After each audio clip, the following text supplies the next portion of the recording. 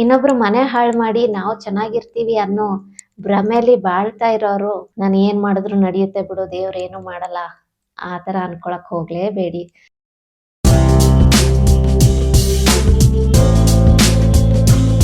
Hi friends, ನಮಸ್ಕಾರ. ನನ್ನ ಚಾನಲ್ಗೆ ನಿಮ್ಮೆಲ್ರಿಗೂ ಪ್ರೀತಿಯ ಸ್ವಾಗತ. ನಾನು ಪೂರ್ಣಿಮಾ. ಇವತ್ತು ಒಂದು ಮೋಟಿವೇಶನಲ್ ವಿಡಿಯೋನ ನಿಮ್ ಜೊತೆ ಶೇರ್ ಮಾಡ್ಕೊಳ್ತಾ ಇದ್ದೀನಿ. ಈ ವಿಡಿಯೋನ ನೋಡೋಕೆ ಮುಂಚೆ ಚಾನಲ್ಗೆ ಹೊಸಬ್ರಾದ್ರೆ ಸಬ್ಸ್ಕ್ರೈಬ್ ಮಾಡ್ಕೊಡಿ, ಹಾಗೆ ಪಕ್ಕದಲ್ಲೇ ಇರುವಂತಹ ಬೆಲ್ ಐಕಾನ್ ಮರಿದಲ್ಲೇ ಕ್ಲಿಕ್ ಮಾಡಿ. ಇದರಿಂದ ಹೊಸ ಹೊಸ ವಿಡಿಯೋಸ್ ಬಂದ್ರೆ ನಿಮಗೆ ನೋಟಿಫಿಕೇಶನ್ ಬರುತ್ತೆ. ವಿಡಿಯೋ ಇಷ್ಟ ಆದಲ್ಲಿ ಲೈಕ್ ಮಾಡಿ, ಕಮೆಂಟ್ ಮಾಡಿ, ಹೆಚ್ಚು ಜನಕ್ಕೆ ವಿಡಿಯೋನ ಶೇರ್ ಮಾಡಿ. ವಿಡಿಯೋ ಸ್ಟಾರ್ಟಿಂಗ್ ಅಲ್ಲಿ ನಿಮ್ಗೆಲ್ಲ ಅನ್ಸಿರ್ಬೋದು, ಏನು ಇವತ್ತು ಈ ತರ ವಿಡಿಯೋ ಮಾಡಿದಾರಲ್ಲ ಅನ್ನುವಂಥ ಪ್ರಶ್ನೆ ಖಂಡಿತ ನಿಮ್ಮನ್ನ ಕಾಡಿರುತ್ತೆ. ಇವತ್ತು ಒಂದು ಮೋಟಿವೇಶನಲ್ ವಿಡಿಯೋನ ಶೇರ್ ಮಾಡ್ಕೊಂಡಿದ್ದೀನಿ. ನನ್ನ ಚಾನಲಿನ ಸಬ್ಸ್ಕ್ರೈಬರು ಬ್ಯಾಕ್ ಟು ಬ್ಯಾಕ್ ಇದನ್ನ ಕಮೆಂಟ್ ಸೆಕ್ಷನ್ ಅಲ್ಲಿ ಈ ಒಂದು ಪ್ರಶ್ನೆನ ಕೇಳ್ತಾ ಇದ್ರು. ಹಾಗಾಗಿ ಇವತ್ತು ಅವ್ರಿಗೋಸ್ಕರ ನಾನು ಈ ವಿಡಿಯೋ ಮಾಡ್ತಾ ಇದ್ದೀನಿ. ಬೇರೆ ಏನು ಉದ್ದೇಶ ಖಂಡಿತವಾಗ್ಲೂ ಇಲ್ಲ. ನನ್ನ ಚಾನಲಿನ ಸಬ್ಸ್ಕ್ರೈಬರ್ಸ್ಗಳಿಗೆ ಯಾವ ಥರ ವಿಡಿಯೋಸ್ ಇಷ್ಟ ಆಗುತ್ತೆ ಅದೇ ಥರ ವಿಡಿಯೋಸ್ಗಳನ್ನು ನಾನು ಖಂಡಿತವಾಗ್ಲೂ ಮಾಡ್ತೀನಿ. ಹಾಗೆಯೇ ಕೆಲವೊಂದಷ್ಟು ಸಬ್ಸ್ಕ್ರೈಬರ್ಸ್ಗಳು ಕೇಳಿರುವಂಥ ಪ್ರಶ್ನೆಗಳಿಗೆ ಕೂಡ ನಾನು ವಿಡಿಯೋ ಖಂಡಿತ ಮಾಡ್ತೀನಿ. ಇವತ್ತು ಒಂದು ಮೋಟಿವೇಶನಲ್ ವಿಡಿಯೋ ಅಷ್ಟೇ, ಬೇರೆ ಏನೂ ಇಲ್ಲ. ಒಳ್ಳೆ ಮನಸ್ಸಿರೋರಿಗೆ ಪದೇ ಪದೇ ಕಷ್ಟಗಳು ಬರುತ್ತೆ. ಜೀವನದಲ್ಲಿ ತುಂಬ ನೋವು ಅನುಭವಿಸೋರು ಯಾರು ಅಂದರೆ ಒಳ್ಳೆ ಮನಸ್ಸಿರೋರೆ ಅಂತಲೇ ಹೇಳ್ಬೋದು. ಒಂದ್ಸಲ ನಮಗೆ ಅನಿಸುತ್ತೆ ನಾವು ಒಳ್ಳೆ ಮನಸ್ಸನ್ನು ಹೊಂದಿರ್ತೀವಿ, ಎಲ್ಲರಿಗೂ ಒಳ್ಳೆಯದೇ ಬಯಸ್ತೀವಿ, ಎಲ್ರಿಗೂ ಒಳ್ಳೇದಾಗಲಿ ಅಂತ ಕೇಳ್ಕೊಳ್ತೀವಿ ಕೂಡ. ಹಾಗೆ ನಮ್ಮ ಕೈಲಿ ಎಷ್ಟಾಗುತ್ತೆ ಅಷ್ಟು ನಾವು ಇನ್ನೊಬ್ಬರಿಗೆ ಸಹಾಯವನ್ನು ಕೂಡ ಮಾಡ್ತೀವಿ, ಅವರ ಕಷ್ಟಕ್ಕೆ ನಾವಾಗ್ತೀವಿ. ಆದ್ರೂ ನಮಗೆ ಅದರಿಂದ ಸಿಗೋವಂಥ ಒಂದು ಪ್ರತಿಫಲ ಏನು ಅಂದರೆ ನಮಗೆ ಸಿಗೋದೇನು ಹೇಳಿ, ನೋವು. ಯಾರು ಒಳ್ಳೆ ಮನಸ್ಸನ್ನು ಹೊಂದಿರ್ತಾರೆ ಅವರು ಹೆಚ್ಚಾಗಿ ನೋವನ್ನು ಖಂಡಿತವಾಗ್ಲೂ ಅನುಭವಿಸ್ತಾರೆ. ಯಾರಿಗೆ ಎಷ್ಟೇ ಒಳ್ಳೇದು ಮಾಡಲಿ, ಅವ್ರ ಸಮಯಕ್ಕಾಗಲಿ, ಅಂದರೆ ಎಲ್ಲರೂ ಮಾಡ್ತಾರೆ ಅಂತ ನಾನು ಹೇಳ್ತಾ ಇಲ್ಲ, ಕೆಲವೊಬ್ರು ಮಾಡ್ತಾರೆ, ಅದರಿಂದ ಮನಸ್ಸಿಗೆ ತುಂಬ ನೋವಾಗುತ್ತೆ. ಯಾರೋ ಒಬ್ಬರು ತುಂಬ ಕಷ್ಟದಲ್ಲಿರ್ತಾರೆ, ಹಣದ ಅವಶ್ಯಕತೆ ಇರುತ್ತೆ, ಅಂಥವ್ರಿಗೆ ಒಳ್ಳೆ ಮನಸ್ಸಿರೋರು ಹೋಗಿ ಸಹಾಯ ಮಾಡ್ತಾರೆ. ಆದರೆ ಅವರಿಂದ ಸಿಗುವಂತಹ ಪ್ರತಿಫಲ ಏನು? ನೋವು. ಅವರು ನಮ್ಮ ಸಮಯಕ್ಕೆ ಆಗಲಿಲ್ಲ ಅಂದರೂ ಪರವಾಗಿಲ್ಲ, ಒಂದು ನಿಯತ್ತನ್ನು ಕೂಡ ಅವರು ಇಟ್ಕೊಳ್ಳಲ್ಲ, ಅವರಿಂದ ನಮಗೆ ಕೊನೆಗೆ ಸಿಗೋದು ನೋವೇ. ಹಾಗಾಗಿ ಜಾಸ್ತಿ ಯಾರು ಒಳ್ಳೆ ಮನಸ್ಸನ್ನು ಹೊಂದಿರ್ತಾರೆ, ಒಳ್ಳೆಯದನ್ನ ಬಯಸ್ತಾರೆ ಅಂಥವ್ರಿಗೆ ಸಿಗೋದು ಜೀವನದಲ್ಲಿ ಬರೀ ನೋವು. ಈ ಒಂದು ಸಂದರ್ಭದಲ್ಲಿ ಒಂದೊಂದ್ಸಲ ನಮಗನ್ಸುತ್ತೆ, ನಾವು ದೇವರಲ್ಲಿ ಇಷ್ಟು ಭಕ್ತಿಯನ್ನು ಹೊಂದಿದ್ದೀವಿ, ನಮಗೆ ಯಾಕೆ ಇಷ್ಟು ಕಷ್ಟಗಳನ್ನು ಭಗವಂತ ಕೊಡ್ತಾನೆ? ಕೆಟ್ಟ ಕೆಲಸ ಮಾಡೋರು ಇನ್ನೊಬ್ಬರಿಗೆ ಕೆಟ್ಟದಾಗಲಿ, ಅವ್ರು ಚೆನ್ನಾಗಿರಬಾರ್ದು, ಹೊಟ್ಟೆ ಉರಿ ಪಡೋದು, ಇಂಥ ಜನರು ಯಾಕೆ ಚೆನ್ನಾಗಿರ್ತಾರೆ ಅನ್ನುವಂಥದ್ದು ನಮ್ಮಲ್ಲಿ ಪ್ರಶ್ನೆ ಮೂಡುತ್ತೆ. ಅದಕ್ಕೆ ನಾನು ಹೇಳೋದಾದರೆ, ನಮ್ಮ ಸಮಯ ಸರಿ ಇಲ್ಲದಿರುವಾಗ ನಾವು ಆದಷ್ಟು ಮೌನವಾಗೇ ಇರಬೇಕು. ಯಾರಿಗೂ ತಿರುಗಿ ಉತ್ತರ ಕೊಡಕ್ಕೆ ಹೋಗಬಾರ್ದು. ಯಾಕೆಂದರೆ ಉತ್ತರ ಕೊಡೋಕ್ಕೆ ಮೇಲೆ ಭಗವಂತ ಅನ್ನೋನು ಖಂಡಿತ ಇದ್ದೇ ಇದ್ದಾನೆ. ನಾವು ಮಾಡುವಂಥ ಒಳ್ಳೆ ಕೆಲಸಕ್ಕೆ ಹೇಗೆ ನಮಗೆ ಒಂದು ಅನುಗ್ರಹ ಸಿಗುತ್ತೆ, ಆಶೀರ್ವಾದ ಸಿಗುತ್ತೆ, ಅದೇ ರೀತಿ ಕೆಟ್ಟ ಕೆಲಸ ಮಾಡೋರಿಗೆ ಖಂಡಿತ ದೇವರು ಶಿಕ್ಷೆ ಕೊಟ್ಟೆ ಕೊಡ್ತಾನೆ. ನಮಗೆ ಇವಾಗ ಬೇಜಾರಾಗುತ್ತೆ, ಒಬ್ಬ ವ್ಯಕ್ತಿಯಿಂದ ನಮಗೆ ಬೇಜಾರಾದಾಗ ಅವ್ರಿಗೆ ತಿರುಗಿಸಿ ನಾವು ಉತ್ತರ ಕೊಡೋದು ಬಹಳ ಸುಲಭ. ಅದು ತಕ್ಕ ಮಟ್ಟಿಗೆ ಮಾತ್ರ ಸಮಾಧಾನ ಆಗ್ಬೋದು. ಆದರೆ ಒಂದು ಪಕ್ಷದಲ್ಲಿ ನಾವು ಆ ವ್ಯಕ್ತಿಗೆ ಕೆಟ್ಟದಾಗಬಾರ್ದು, ಹೋಗಲಿ ಬಿಡು ಅಂತ ನಾವು ಬಿಟ್ರು ಅವ್ರು ಮಾಡಿರುವಂಥ ಕೆಟ್ಟ ಕೆಲಸ ಕರ್ಮ ಅನ್ನೋದು ಅವ್ರನ್ನ ಯಾವತ್ತೂ ಸುಮ್ಮನೆ ಬಿಡಲ್ಲ. ನಾವು ಬಿಟ್ಟರು ಕರ್ಮ ಅಂತೂ ನಿಜವಾಗ್ಲೂ ಸುಮ್ಮನೆ ಬಿಡಲ್ಲ. ಸದ್ಯದ ಪರಿಸ್ಥಿತಿಯಲ್ಲಿ ಅವ್ರ ಟೈಮ್ ಚೆನ್ನಾಗಿರ್ಬೋದು ಇವಾಗ, ಹಾಗಾಗಿ ಅವ್ರು ಅತಿಯಾಗಿ ಉರಿತಾ ಇರ್ತಾರೆ. ನಾನು ಏನು ಮಾಡಿದ್ರು ಏನೂ ಆಗಲ್ಲ, ಅವರು ನಮ್ಮ ಜೊತೆ ಇದ್ದಾರೆ, ನಾವು ಏನು ಮಾಡಿದ್ರು ನಮಗೇನೂ ಆಗಲ್ಲ, ನಮಗೇನು ತೊಂದರೆ ಬರಲ್ಲ, ಕಷ್ಟ ಬರಲ್ಲ ಅನ್ನೋವಂಥ ಭ್ರಮೆಯಲ್ಲಿ ಬಾಳ್ತಾ ಇರ್ತಾರೆ. ನಿಜವಾಗ್ಲೂ ಒಂದು ಮಾತು ಹೇಳ್ತೀನಿ, ನಮ್ಮ ಟೈಮ್ ಸರಿ ಇಲ್ದಲೆ ನಾವು ಕಷ್ಟಗಳನ್ನು ಅನುಭವಿಸ್ತಾ ಇರ್ತೀವಿ. ಕಷ್ಟ ಅನುಭವಿಸೋದು, ನೋವು ಅನುಭವಿಸೋದು, ಅವಮಾನಗಳನ್ನು ಎದುರಿಸ್ತಾ ಇರ್ತೀವಿ.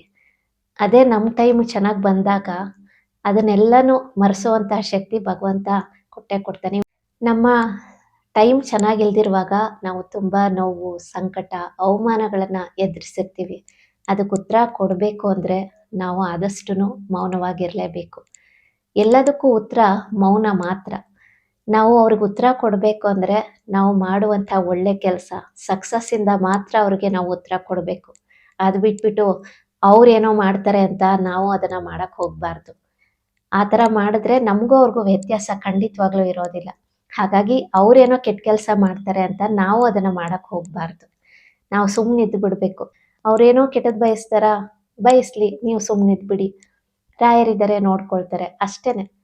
ನಿಮ್ಗೆ ಯಾರೇ ಅವಮಾನ ಮಾಡಲಿ, ಬೇಜಾರು ಮಾಡಲಿ, ನಿಮಗೆ ಕಣ್ಣೀರು ಹಾಕಿಸ್ಲಿ, ರಾಯರಿಗೆ ಒಪ್ಪಿಸಿ ನೀವು ಸುಮ್ಮನಿದ್ದು ಬಿಡಿ, ರಾಯರು ನೋಡ್ಕೊಳ್ತಾರೆ ಅಷ್ಟೇ.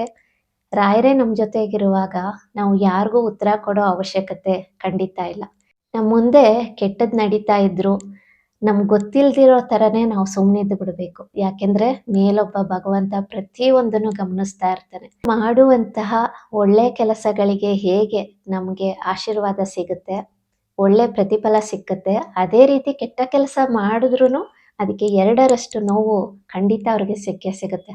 ಸದ್ಯದ ಮಟ್ಟಿಗೆ ಅವ್ರು ಆ ಥರ ಇರ್ಬೋದು, ಅವ್ರ ಟೈಮ್ ಚೆನ್ನಾಗಿರ್ಬೋದು, ಹಾಗಾಗಿ ನಮ್ಗೇನೂ ಆಗಲ್ಲ ಅನ್ನುವಂಥ ಒಂದು ಭ್ರಮೆಯಲ್ಲಿ ಅವ್ರು ಖಂಡಿತ ಇರ್ತಾರೆ.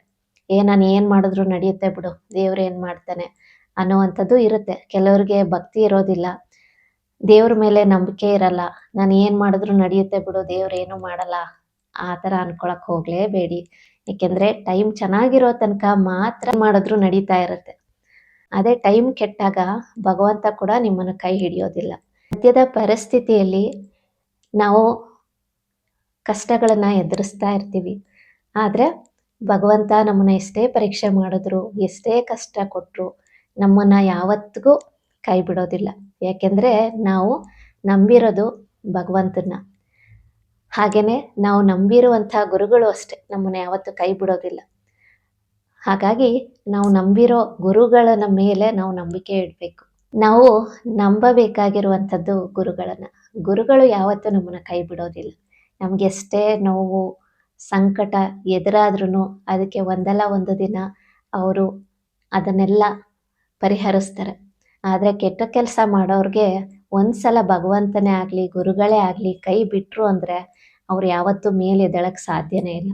ಇವತ್ತು ನಮಗೆ ಎಷ್ಟೇ ಒಂದು ಕಷ್ಟ ಇರಲಿ, ನಾವು ಏನು ಮಾಡಿದ್ರೂ ಅದಕ್ಕೆ ಪ್ರತಿಫಲ ಸಿಗ್ತಾ ಇಲ್ಲ ಅನ್ನುವಂಥ ನೋವು ನಮಗಿರುತ್ತೆ. ಆದರೆ ತಡವಾದ್ರೂ ಅದಕ್ಕೆ ಅತ್ಯುತ್ತಮವಾದ ಫಲ ರಾಯರು ಕೊಟ್ಟೇ ಕೊಡ್ತಾರೆ. ಇಷ್ಟು ವರ್ಷ ಆದರೂ ನಾವು ಪೂಜೆ ಮಾಡಿದ್ವಿ, ನಮಗೇನು ಅನುಗ್ರಹ ಆಗ್ತಾ ಇಲ್ಲ ಅಂತ ನಾವು ಅಂದ್ಕೊಂಡಿರ್ಬೋದು. ತಡ ಆದ್ರೂ ಗುರುಗಳು ಒಂದಲ್ಲ ಒಂದು ದಿನ ನಮ್ಮನ್ನ ಕೈ ಹಿಡಿದು ಮೇಲೆತ್ತುತ್ತಾರೆ. ಅದನ್ನ ನೀವು ಕೇಳೂ ಇರ್ತೀರ. ಯಾಕೆಂದ್ರೆ ಒಂದು ಸಲ ಗುರುಗಳು ನಮ್ಮನ್ನ ಏನಾದರೂ ಕೈ ಹಿಡಿದು ಮೇಲೆ ಎತ್ತಿದ್ರು ಅಂದರೆ ಯಾರು ನಮ್ಮನ್ನ ತುಳಿಯೋಕ್ಕೆ ಸಾಧ್ಯನೇ ಇಲ್ಲ. ಅದೇ ಏನಾದರೂ ಕೆಟ್ಟ ಕೆಲಸ ಮಾಡಿ ರಾಯರು ಏನಾದರೂ ಅವ್ರಿಗೆ ಶಿಕ್ಷೆ ಕೊಟ್ಟರು ಅಂತ ಅಂದ್ಕೊಳ್ಳಿ, ಅಂದರೆ ಅವ್ರನ್ನ ಕೈ ಬಿಟ್ಟರು ಅಂದರೆ ಯಾರೂ ಕೂಡ ಅವ್ರನ್ನ ಉದ್ಧಾರ ಮಾಡಲು ಸಾಧ್ಯನೇ ಇಲ್ಲ.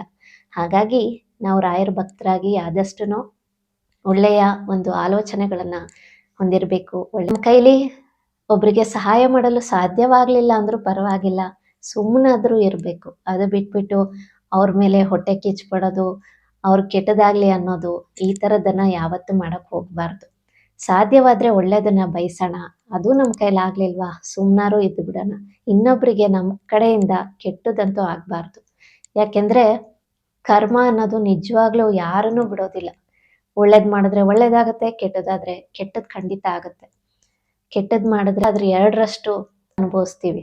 ಹಾಗಾಗಿ ಆದಷ್ಟು ಯಾರಿಗೂ ತೊಂದರೆ ಕೊಡದಾಗೆ, ನಮ್ಮಿಂದ ಇನ್ನೊಬ್ರಿಗೆ ನೋವು ಆಗ್ದಲೇ ಇರೋ ಥರ ನಾವು ಜೀವನದಲ್ಲಿ ಬದುಕಬೇಕಾಗತ್ತೆ. ಹಾಗಾಗಿ ಅವರಿಗೆ ನಾವು ಕೆಟ್ಟದ್ದು ಬಯಸೋದು ಬೇಡ. ಅವ್ರು ಏನು ಮಾಡಿದ್ರು ಮಾಡಲಿ, ಭಗವಂತ ನೋಡ್ಕೊತಾನೆ ಅಂತ ಸುಮ್ಮನಿದ್ದು ಬಿಡೋದೆ ಒಳ್ಳೇದು. ಒಬ್ಬರು ಕೆಟ್ಟದ್ದು ಬಯಸ್ತಾ ಇದ್ದಾರೆ, ನಮ್ಮ ಮನೆ ಹಾಳು ಮಾಡಿದ್ದಾರೆ ಅಂತ ನಿಮಗೆ ಗೊತ್ತಾದ್ರೂ ಸುಮ್ಮನಿದ್ದು ಬಿಡಿ.